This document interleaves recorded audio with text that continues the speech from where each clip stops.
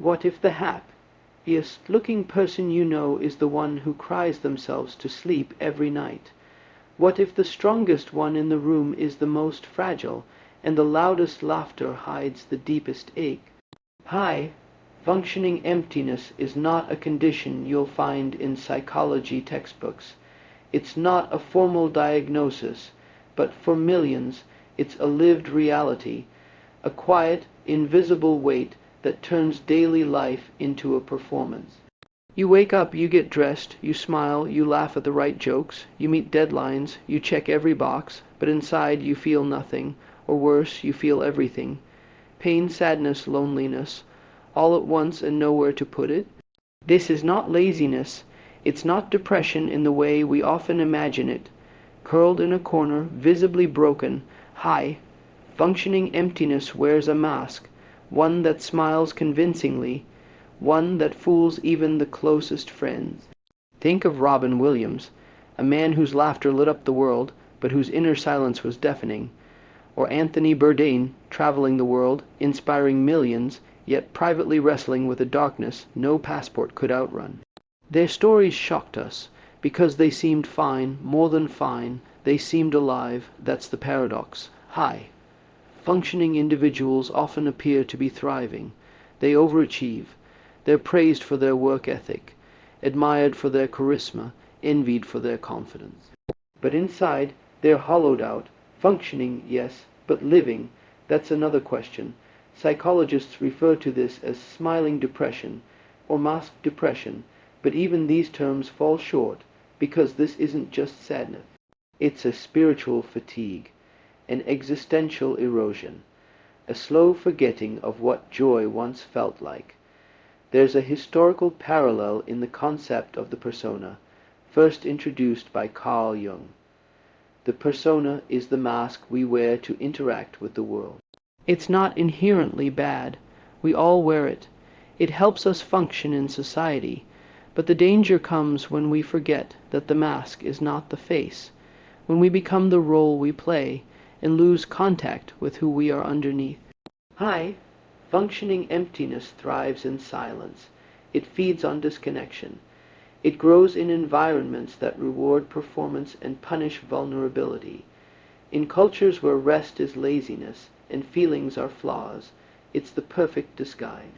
You might find it in the straight, a student who never takes a break, the rising executive who never misses a meeting but can't remember the last time they felt truly happy, the friend who always shows up for everyone else but has no one to talk to when their own world falls apart. And here's the cruel twist. The better you are at hiding it, the less likely anyone is to notice, or believe you when you tell them.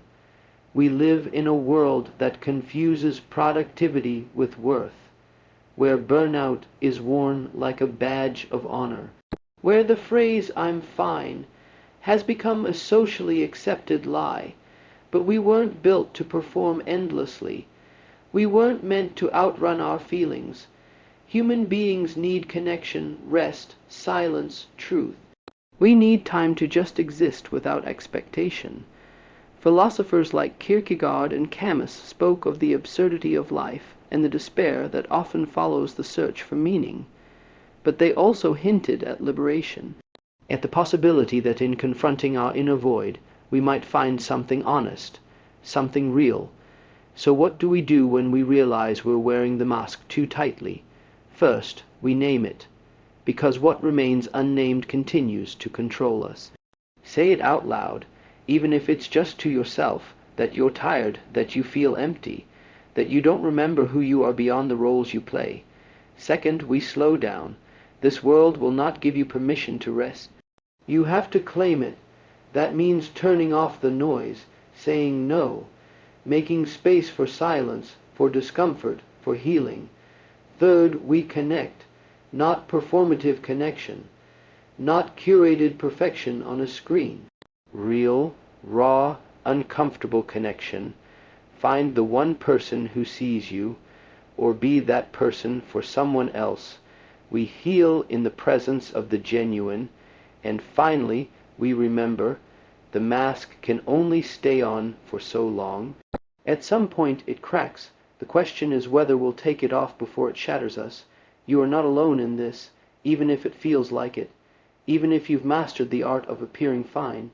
Even if you don't know how to begin explaining the ache inside. Start by not lying to yourself. That's the first crack of light in the wall. If this spoke to you, if it echoed a truth you've been afraid to face, sit with it.